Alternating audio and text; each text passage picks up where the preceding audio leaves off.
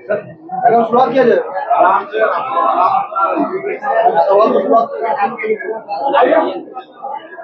आप लोग के माध्यम से मैं प्रधानमंत्री जी से एक सवाल पूछना चाहती हूँ।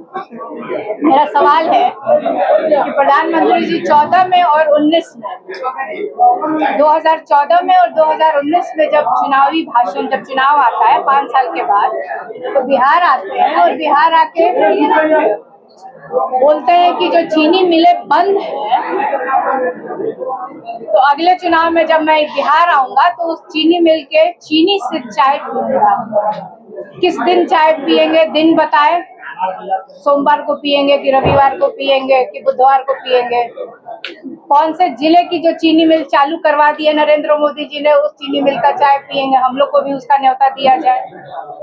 तो ये मैं मीडिया के माध्यम से ये प्रश्न प्रधानमंत्री जी से पूछना चाहती हूँ। 400 पार का दावा हो रहा था बीजेपी की तरफ से। प्रधानमंत्री जी एक और वादा, बहुत जब बिहार आते हैं तो उनको बहुत याद आता है। स्पेशल पैकेज देंगे बिहार को, स्पेशल राज्य का दर्जा मिलेगा। कब मिलेगा, साल बताएंगे, तारीख बताएंगे, समय बताएंगे क्या प्रधानमंत्री? रामकृपाल जी कह रहे हैं कि हमारे एक भी विधायक नहीं है, यानी बीजेपी और एनडीए की मिला के पाटलिपुत्र में एक भी उनके विधायक नहीं है। क्या इस बात का उनको गिलानी है या फिर? अब ये तो रामकृपाल जी बताएंगे कि उनके विधायक क्यों नहीं है। और जितने भी 40 लोकसभा के जो प्रत्याशी हैं एनडीए गठबंधन के, क्या वो अपने चेहरे पे चुनाव लड़ रहे हैं? वो तो नरेंद्र मोदी के चेहरे पे चुनाव लड़ रहे हैं। तो देखा जाए तो एक तरह से सांसद भी नहीं है।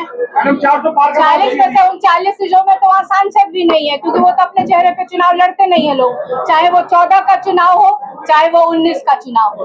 लेकिन 2024 का चुनाव जनता ने भाजपा की, नरेंद्र मोदी की और एनडीए गठबंधन की विदाई इस वक्त तय रखी है। मैं कोई हवा में बातें नहीं कर रही हूँ, मैं धरातल पे रह करके जनता के बीच जा करके उनसे सुन करके समझ करके तब मैं ये बातें मीडिया के सामने रख रही हूँ। रामकृपाल जी को 2 बार मौका मिला, सांसद महोदय को 2 बार मौका मिला। उनसे आपके माध्यम से मैं प्रश्न पूछना चाहती हूँ कि पाटलिपुत्र संसदीय क्षेत्र के लिए उन्होंने कौन से डेवलपमेंट के काम कराए? अपने निधि से अपने तौर पे उन्होंने क्या किया है? कौन सा डेवलपमेंट? क्या कोई यूनिवर्सिटी उन्होंने खुलवा दिया है? क्या कोई फैक्ट्री लगवा दी है? चिराग पासवान ने कहा है कि आपके परिवार के पार्टी का नाम बदलकर परिवार पार्टी रख दिया, राष्ट्रीय परिवार पार्टी नाम दिया है, क्या कहें? अब तो ये नरेंद्र मोदी से पूछना चाहिए कि जमुई में दामाद के लिए वोट मांगे, परिवार नहीं याद आया। नवादा में बेटा के लिए वोट मांगे, परिवार नहीं याद आया। गया में मांझी जी के लिए वोट मांगे, परिवार नहीं याद आया। अभी समस्तीपुर भी जाएंगे, वोट मांगेंगे, वो याद नहीं आ रहा है उनको कि वो परिवार है। आखिर ये लोग किस परिवार के सदस्य हैं? चिराग जी के लिए वोट मांगने जाएंगे नरेंद्र मोदी जी, वो किस परिवार के हैं? उनके पिताजी कौन है? सम्राट चौधरी जी, अभी विधानसभा का भी चुनाव होगा, सम्राट चौधरी के लिए नरेंद्र मोदी जी नहीं आएंगे क्या? रामकृपाल जी वोट मांगने नहीं जाएंगे तो किसके लिए मांगे जाएंगे? सम्राट चौधरी की जगह कहेंगे कि आरजेडी उम्मीदवार को जिता दीजिए क्योंकि ये परिवार वाला है, क्या कहेंगे? मैडम, बीजेपी में कोई भी नेता प्रधानमंत्री के लिए अपमानजनक विवादित टिप्पणी की है? नहीं, रिपीट करिए क्वेश्चन, मैंने सुना नहीं। मुकेश सहनी ने प्रधानमंत्री के लिए विवादित टिप्पणी की है, आपने भी कहा था कि प्रधानमंत्री को जेल में जाना। बिल्कुल, मैंने प्रधानमंत्री की कई बातों को मैंने दोहराया था। मैंने डायरेक्ट प्रधानमंत्री से मेरा कोई व्यक्तिगत कोई दुश्मनी नहीं है। मैंने कहा था कि जो प्रधानमंत्री जी आज विपक्ष के नेताओं को देश भर में ईडी, सीबीआई, इनकम टैक्स या उनके ऊपर किसी तरह का आरोप लगा के उनकी जांच होती है, तो मैंने तो सिर्फ एक छोटा सा प्रश्न उठाया था कि इतनी मिर्ची क्यों लग गई उन लोगों को। मैंने तो ये कहा था कि सुप्रीम कोर्ट ने इलेक्टोरल बॉन्ड पे कहा कि ये सब असंवैधानिक है, तो इसमें मिर्ची, अगर प्रधानमंत्री जी कहीं से इसमें कोई लेना देना नहीं है तो इतना मिर्ची क्यों लग रहा है? संविधान बदलने का आरोप लगा रही है, संविधान बदलने का आरोप लगा रही है। शराब कंपनियों से इलेक्ट्रॉल बॉन्ड पैसा लिया है, इलेक्ट्रल बॉन्ड का पैसा लिया है, शराब कंपनियों से लिया है। ये देंगे, सुप्रीम कोर्ट जिस दिन पूछेगी दल से, ये सब हम लोग लिख के देंगे। भाजपा क्यों नहीं दे रही है? भाजपा क्यों नहीं दे रही है? भाजपा वहाँ से क्यों भाग रही है? क्यों नहीं जवाब दे रही है? वो तो राष्ट्रीय दल है।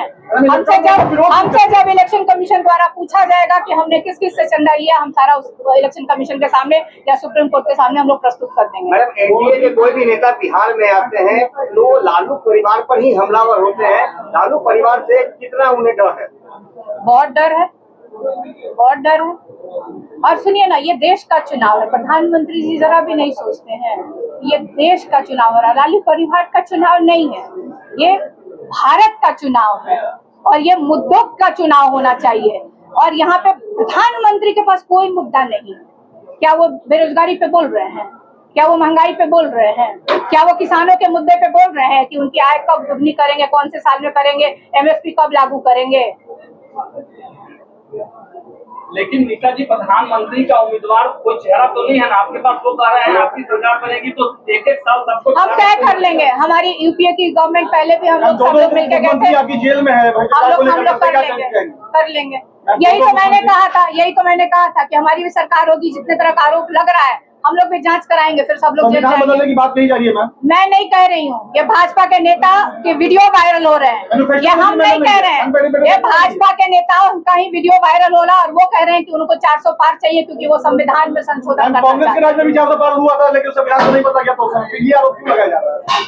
उस समय कांग्रेस के नेता का वीडियो वायरल नहीं होता था, अभी भाजपा के नेताओं का वीडियो वायरल हो रहा बोलते हुए। इलेक्ट्रॉल बॉन्ड का विरोध किया जा रहा है विपक्ष द्वारा, इलेक्ट्रॉल बॉन्ड को लेकर हम विरोध नहीं कर रहे हैं, हम सिर्फ सुप्रीम कोर्ट की टिप्पणी को उठा करके हम लोग बातें कर रहे हैं। बिहार में पिछले बार में खाता नहीं खुला था, सिर्फ एक सीटें आई थी। भाजपा का भी बहुत बार खाता नहीं खुला है, खुला ना। मीसा जी, एक सवाल है, रामकृपाल यादव 10 साल यहाँ सांसद है, इस बार क्या रणनीति आपकी है जो उनसे